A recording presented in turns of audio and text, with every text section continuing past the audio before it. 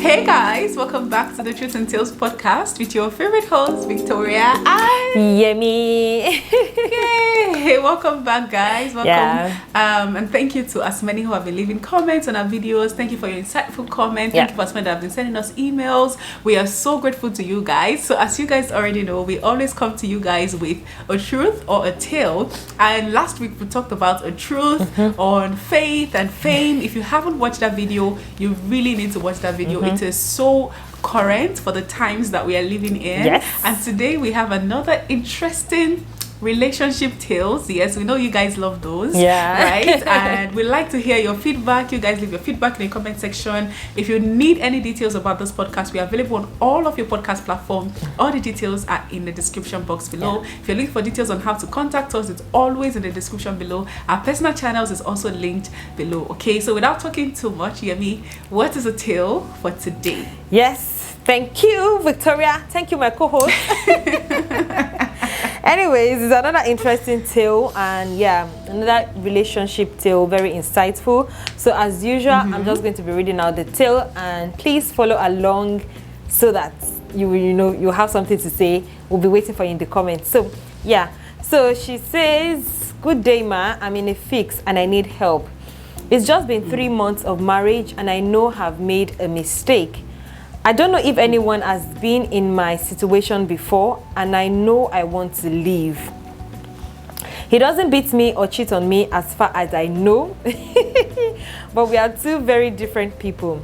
We dated for 4 years, majorly long distance, but the moment I stepped into the marriage, I knew this wasn't the man for me.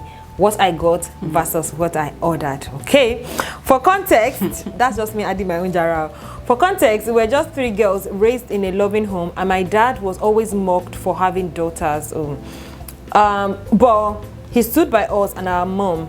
He taught us to be strong, independent women who do great things. My sister is a doctor in the US, and the other is an accountant for a big firm, while I have 2 degrees in business administration and entrepreneurship. My mom always had her hands in one thing or the other. Even when dad retired or had financial constraints, she took over lovingly. But this man that I married, while we were dating, it was always about how he loved my independence. I was always there to assist with advice, pushing him to do better, to dream big, without putting any burdens on him, except it was necessary, and I never pressured him. Instead, I worked harder to be helpmates to him. We got married and I had to leave my job and move to Abuja. So now I'm down and the signs are beginning to show. I begged him to make inquiries, always excuses. The moment I mention plans for my life, he gives 1,000 reasons why it would fail. He said I should postpone my plans of applying for scholarships for my master's because he isn't financially up to it now. We had a fight and he came to beg later that he hopes I still want to have his kids. He fired his help and now reminds me to clean the house before he gets back. Calls from work to ask what I'm preparing for dinner. In bracket now, these things aren't a big deal, but I'm not comfortable with the undertone. If I complain that he isn't trying to be helpful, he'll say I'm nagging. I don't know anyone or anywhere in this Abuja. People always say trust your intuition, and if I picture myself in a few years, I have this fear of being less than I want to be, all because it seems he believes a man is to provide completely, and whatever he gives should be sufficient, and the woman is not to be ambitious in any way or even be in a position above her husband. I've always believed that your partner should always push you to be better, to grow, but please, therapy won't work with this man. Someone that lied through it all about how he will be supportive, and now his words are different from his actions. God help me. That is the tale of the day. You know, when it's a case of what you ordered versus what you got. Again, I'm just laughing. It's not like I'm making jest of a situation, but I'm just laughing. That's just who I am. Okay, so Victoria, what do you think about it? I think you guys are quite kind of similar in some ways. Like, for example, when she moved, thing, when she moved to Abuja, you know, living, I think you guys, in that aspect, you guys are a little bit similar. And also the fact that you also did like a long distance relationship, you know, when you guys were dating, it was long distance, and she also had that, you know. And I remember in one of our videos for 3 years. Yeah, she did for 3 years. Did you guys do for 3 years too? Was it up we to did 3 for years? 3.5, almost 4 years. Yeah, you see, so like a little bit of similarities, right? So I remember in one of our videos as well, you've also mentioned this, you've also mentioned something where you said that, you know, you used to tell your husband, like, this is not what you told me, or you have changed. What I ordered versus what I got. This is not, you have changed, though. You know, you have changed. I think it was in our latest episode now when we talked about that's so true. I didn't even think that far. So, you know, she's also saying like what she got ordered is different from what she got, you know. So I think you guys have a lot of similarity, and you'll be able to share, you know, some things about, you know, you can relate, right? It's not like I can't relate, but I'm just saying, like, you know, what do you have to say? What can you say? What's your first now impression? that you bring all of that up, I think yes, I can relate to it. I can relate in a lot of levels, and I think this is one of the things that you don't. Somebody actually reached out to me this week.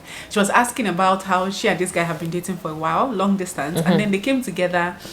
It's been 2 weeks since they've been together, and it's like they don't have anything to say. The relationship is boring, and she feels like she's made a mistake and all of that. And I understand that, because that's one of the things that, you know, they don't tell you in relationships. I purposely did not answer her message for, you know, like a couple of weeks, and then I messaged her after a couple of weeks. I'm like, how is it now? And she was like, oh, things are much better now.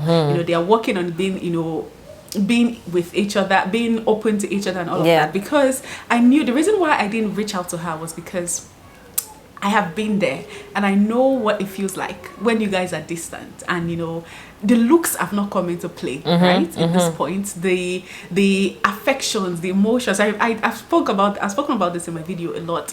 You know, when I met my husband for the first time, when I saw him, when we eventually came together, and I felt so. You know what? I could not. What I ordered versus what this. You know, you have a mental image of how he would look, his height, you know, the size of his. What fell down? Sorry, something fell. You have an image, but you didn't, you know, in the picture, you didn't really see, you know, the stomach. You didn't see the, you know, the height. You imagined, you hoped. That when you see each other, everything we did. Only for you to meet, and you know, that's that. And then the characters, because you realize that when you're long distance, you sell the idea of who you hope you are. You sell the idea of who you believe in your heart that you are, until the two of you now come together, and you start to see certain things that it could make sense, right? That's why I can understand, you know, why, you know, how that could be, especially in 3 months. 3 months, try 1 year, right? Of you having certain expectations from your partner because of what you guys have discussed, and then you come together and realize that the reality is not the same. Especially if prayer was not really involved in your decision making. For me, thankfully, it wasn't that bad. It wasn't as bad as this, right? I also understand the part of, you know, coming to a new city as a newlywed and not having anything to do. You who used to be the one, I used to make it more, like twice more than my husband was making before I got married. Like, I was, in short, because that was even when we're dating. Then I went to the US where I was making way more than he was making, and then I came back to Nigeria, and I became jobless. I became totally dependent. Well, for the first couple of few months, about 3 months, I mean, just like her, I didn't have anything. So it was whatever he brought to the table, although I had some savings, but I had to rely on him, which is not to me, because like her, I was also brought up in a very independent family. My mom taught us, my mom will always tell you, before you collect 5 from a man, make sure you already have 20. That was how we were brought up. Always have your own. So it was a difficult adjustment for me.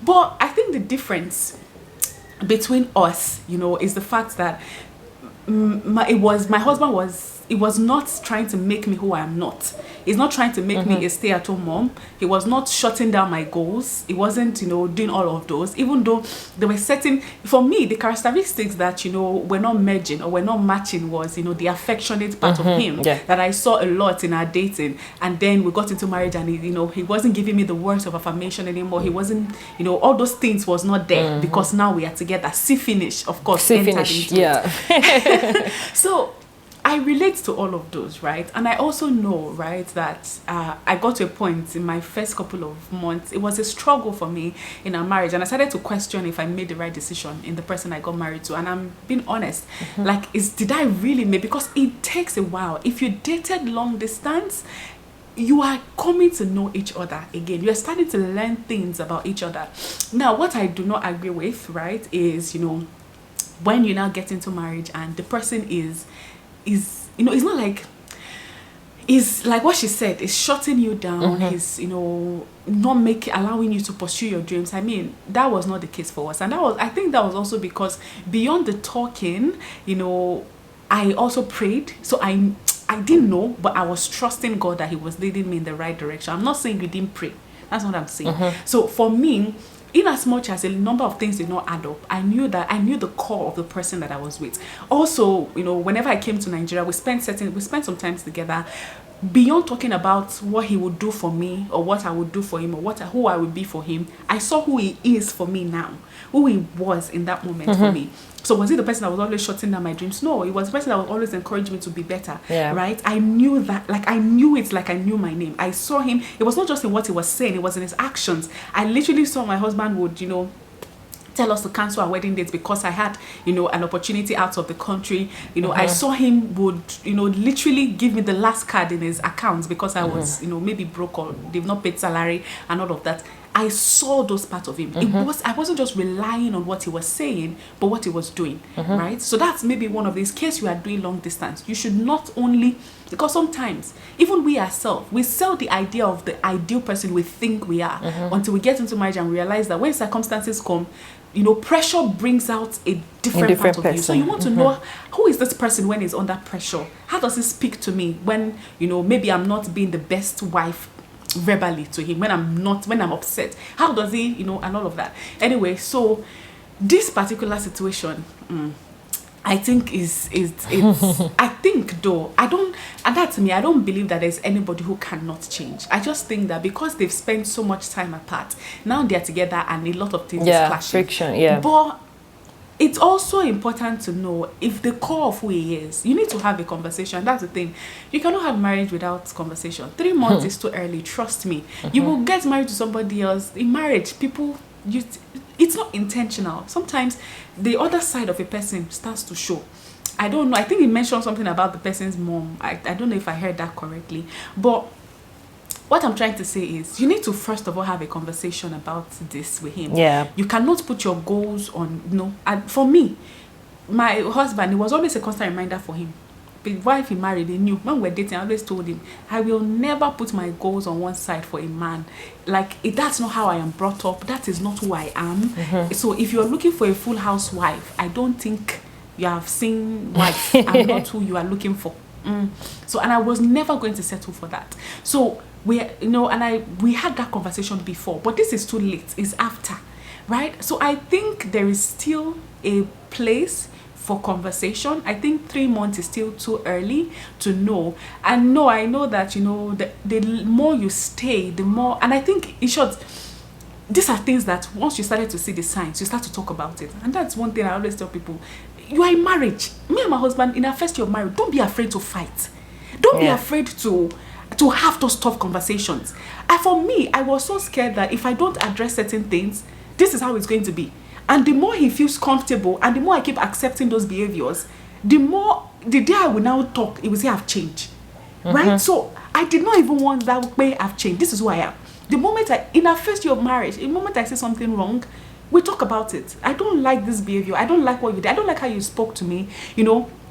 I realized that, there are certain things, you cannot speak to me this way. You cannot talk to me this way. And he too will tell me, you cannot do this, you cannot do that, right? And sometimes we fight. We keep malice for days. But at the end of the day, as long as we are able to fight, I'm not afraid to fight. As long as we are fighting for this marriage, we will fight for it.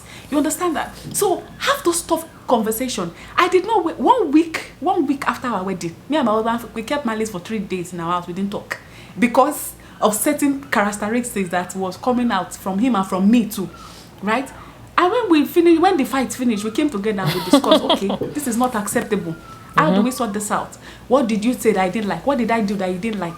We had that conversation with each other, right? So don't be afraid to communicate. Now, it's a different thing if you've done, because at this point you're saying everything that he's doing, but you're not really saying what you have done to, to try to have this whatever. And that's the thing. I always say discuss your goals. This master's thing you're talking about, was this something you discussed before? Marriage, right? Was it something he agreed on? So if it's suddenly saying what changed, is it that he wants you guys to get married and to have kids before? Is there a way you can talk things through? There's nothing, the communication will sort out a lot of things. But if you are because what I'm seeing here, and I might be wrong, is he's doing things and you're keeping it in your heart, and you've decided in your heart that you married the wrong person without even making an attempt to make things okay. Do you think that the person he thought he was marrying was the person he also met? I mean, 100%. So I'm sure if you ask the guy, he also has his own story, right? Yeah. So what are we doing? How are we trying to find a middle ground? Have you had that conversation with him? Or is it still hell-bent? Or is he doing things that is making you feel certain ways, but that is not his intention? Are you trying to find the intention behind it? But it's a different thing if you've now tried to, and he's still telling that, okay, I knew before marriage, I told you that you can be independent, but now I don't want. Hey, now you can say that, okay, this one, you can go for counseling or do whatever you want to do, right? But you've not tried. That is my own. Marriage is not, I don't know this mindset that we have about marriage these days. It's not something that you just enter and everything just work out. Abi Yemi, you enter, you fight it out. You what? Marriage is a war. It's in the school that you collect it's the Inaboski. But the idea is as long as, and that's why it's so important, and I always tell single, it's so important that you marry someone that is on your side. As long as you are both on the same team, even if you fight against each other, you are fighting for the marriage. And it will work out at the end if you're able to put your own aside, and have a conversation, speak his language. Sometimes maybe you are not talking the way he listens. Try to understand, how does he like to be spoken to? I noticed in the first year of my marriage, if I shout and do this, my husband,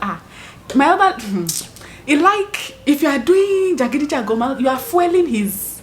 I married a lawyer and an Ekiti man. You are fueling who he is on the core. If we see, and you cannot win argument with my husband. You can't win. So I realized that, okay, if we do it like this, it's not going to solve anything.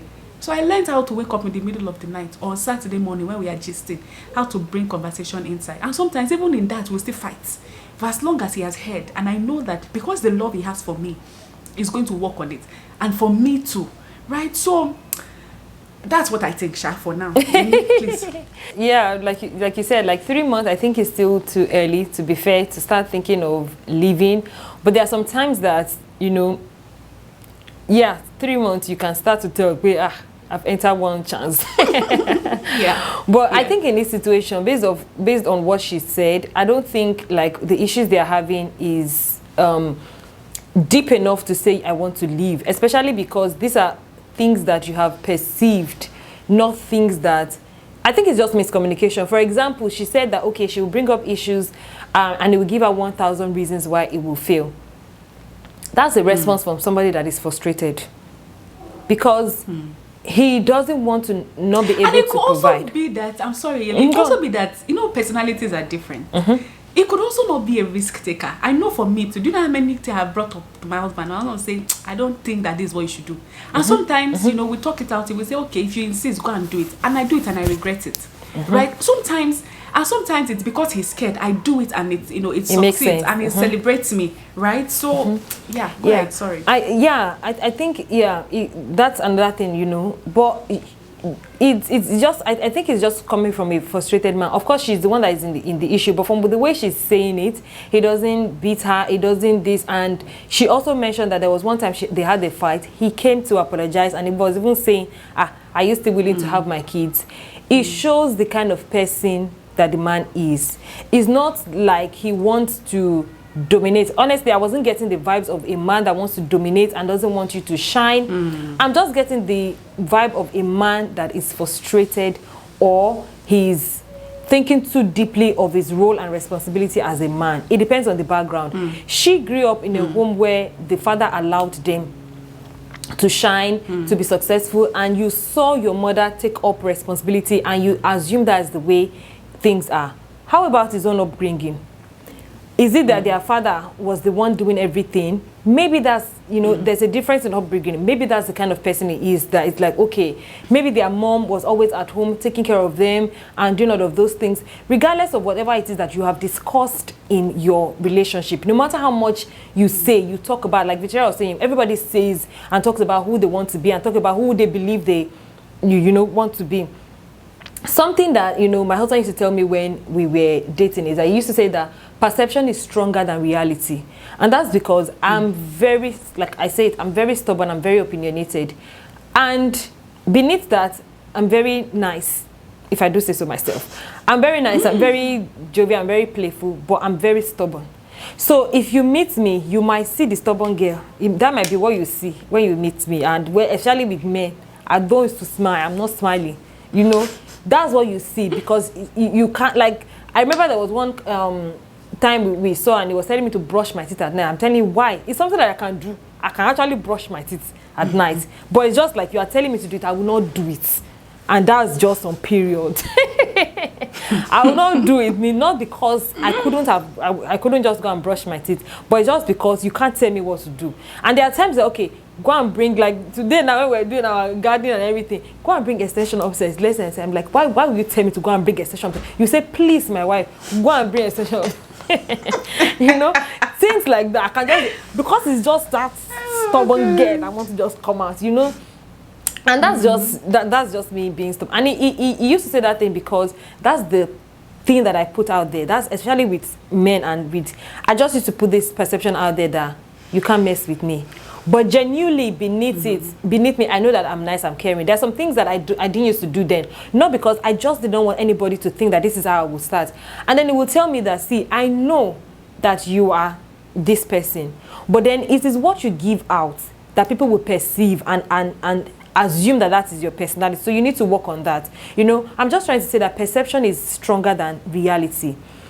Yes, your husband is giving you this perception. It's doing things. It's acting out in a way that you think that, oh, is the kind of person that doesn't want me to succeed. That might not be what is within him deep down.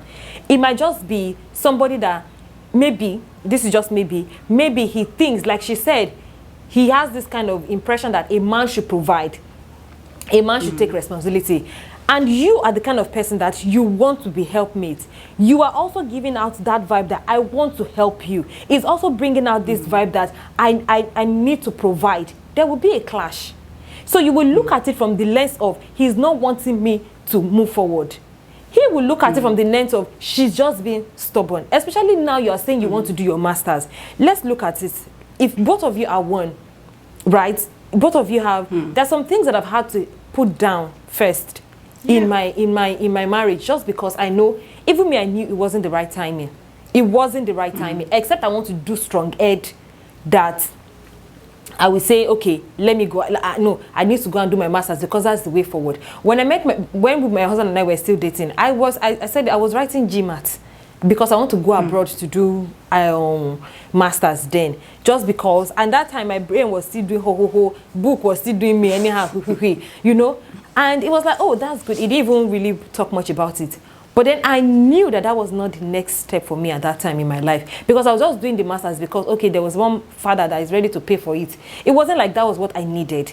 I knew that it wasn't right. So when his marriage proposal came forward, I knew that this was just right. So there are some things that we know. But you are saying, okay, maybe because that's how you people are. You people are maybe booky people. And you don't want to be the one that will carry last in your family. Check deep down, why are you pushing all those things forward? Is it because of, for the sake of the marriage, or for the sake of you don't want to carry last in your family? This is the way I was brought up. This is the way you are now in your own home with your own husband.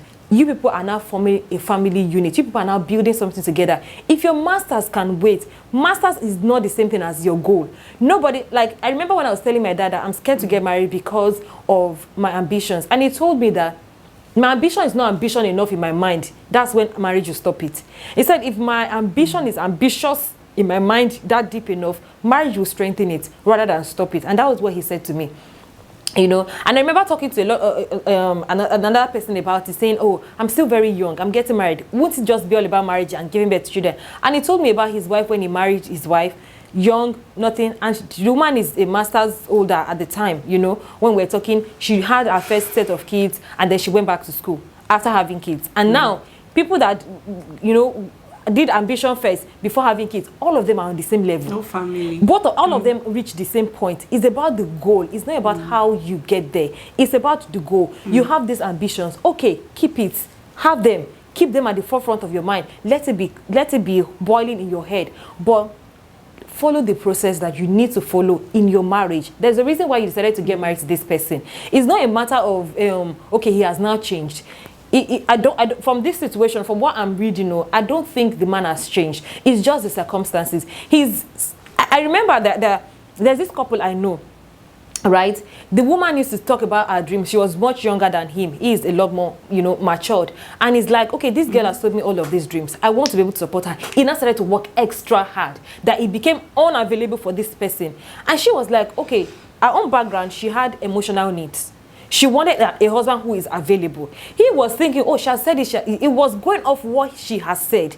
And he knew that he's no longer a single person. He took on more jobs that he should have taken because he wanted, so there was a miscommunication in that area. But she also needed love. She was willing to let go of those schooling that she was saying when they met. She was willing to let it go. But he has already put in it in his mind that, oh, she wants to go to school. I'm the one that will do it. So it's possible that he sees you as an ambitious person. He doesn't want you to lack. He doesn't, that's even minus his own background. He doesn't, so there may be so many things going on behind in his mind. And you have said it, he had help before.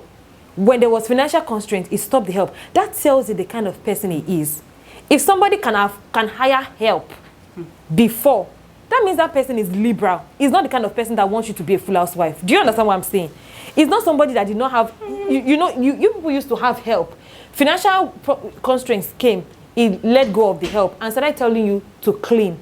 The way he said it might be an issue. Like she said, okay, yeah, he says the undertone. Yes, that's what you should deal with. Not saying he doesn't want you to progress. Those are two different things. And that's, if you see it that he doesn't want me to move forward, he complains, he says I'm this, that's the narrative that is in your head. That's how you respond to him. But if you see it as, okay, let's talk about this. I don't like the undertone. Like, I remember there was this time, like very early in the marriage, I think it was about 3-4 months into my marriage, and I was attending this makeup school, and I was going to the makeup school that day, and I was asking my husband for money. He was like, didn't he just give me 1,000 on Monday? And that day was like on a Wednesday. Didn't he just give me 1,000 on Monday? Like, where did that go? I was so angry. I was so pissed that I gave him back that money. Like, I just gave him back, and I was like, you know what? Forget about it. And he knew that, he had said it. In that moment, he didn't apologize. But he knew that I wasn't happy with it. Later in the day, when he went to work, I came back.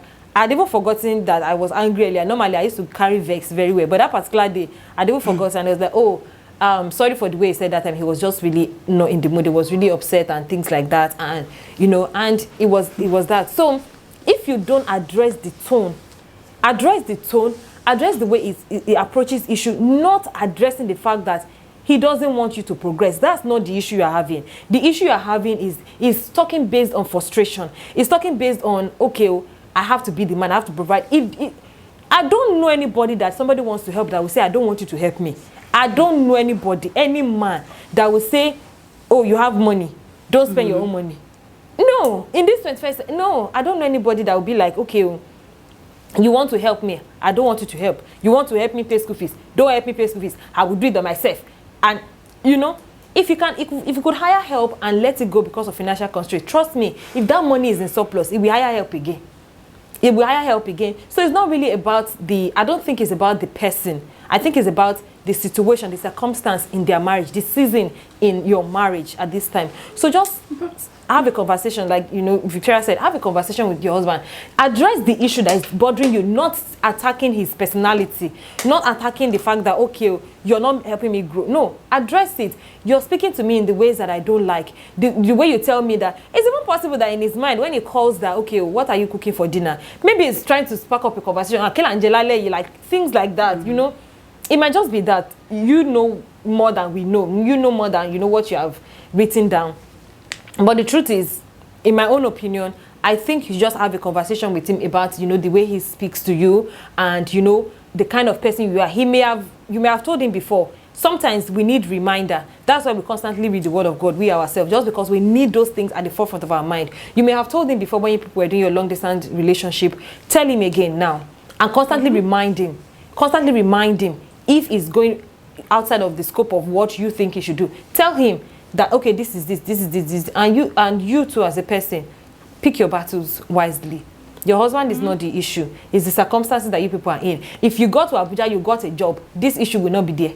If you got to Abuja, you got a job, you had money, you had your own money, this issue will not be there. Just know that, okay? It's because of the circumstance. So just like, in my own opinion, I think you should just work according to the phase your marriage is in.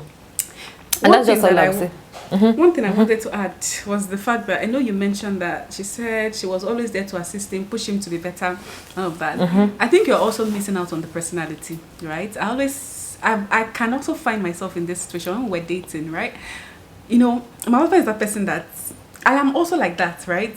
The two of us, we don't, but my husband was worse than me, right? Because I am more ambitious. He always says that one of the reasons why he likes me, or he dated me, or he married me rather, was because I push him to be better, right? When you marry a man like that, a man that he likes easy life, he does not really believe in working not working hard. Too much. That's because my husband works hard, do too right? much. But but you have to like push him to get out of his comfort zone. When you marry a person like that, you need to know his personality, because when you bring new ideas that is crazy, it will take time for him to process it. And one thing you also need to know is that when you're in your marriage, it's when the two of you are individualistic, that's when marriage becomes a problem. When you realize that, like when I wanted to travel, my husband, I've told you now, I've said this on this channel, my husband, he and Nigeria, they're like this. It's like when they came from, he always believed that he has to stay in Nigeria to change Nigeria. So when I got my master's degree or whatever, when I got the opportunity to come for my master's, I knew it was going to be a struggle for us, because I know that he wouldn't want us to be separate for a while. So I knew if I presented that idea that I wanted to pursue a master's, I know he would not shut it down. But I first of all thought about how is it going to affect him?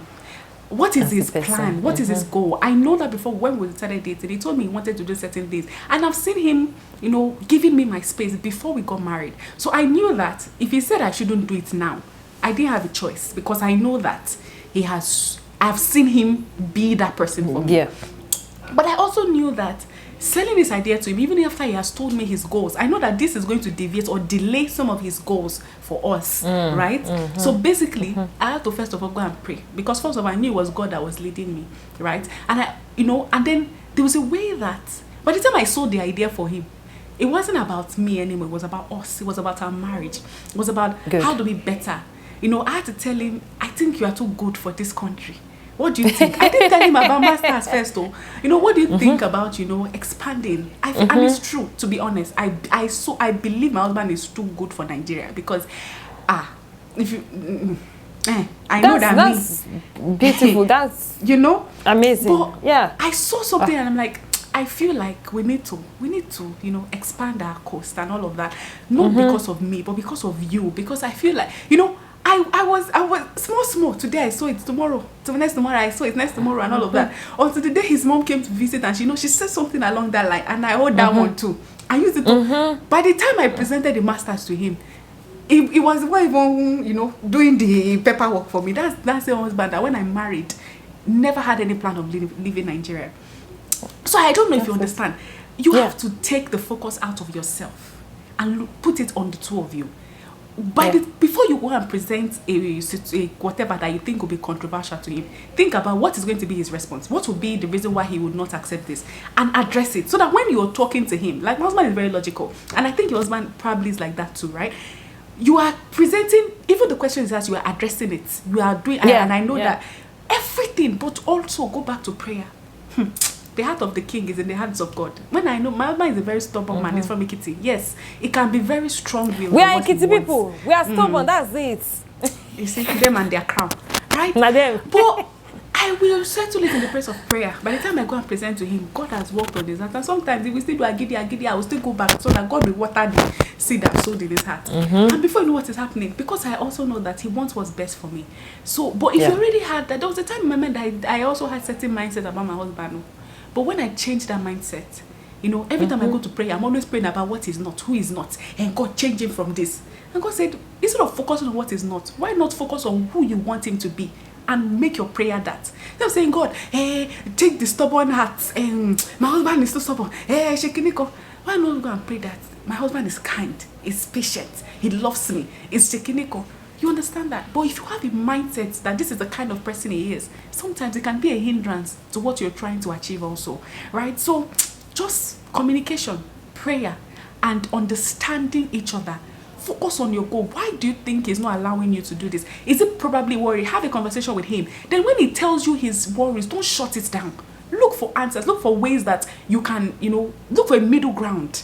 You understand that? So, because that's what you say, married. You say, it's what you say, no, it's because you don't want me to succeed. No.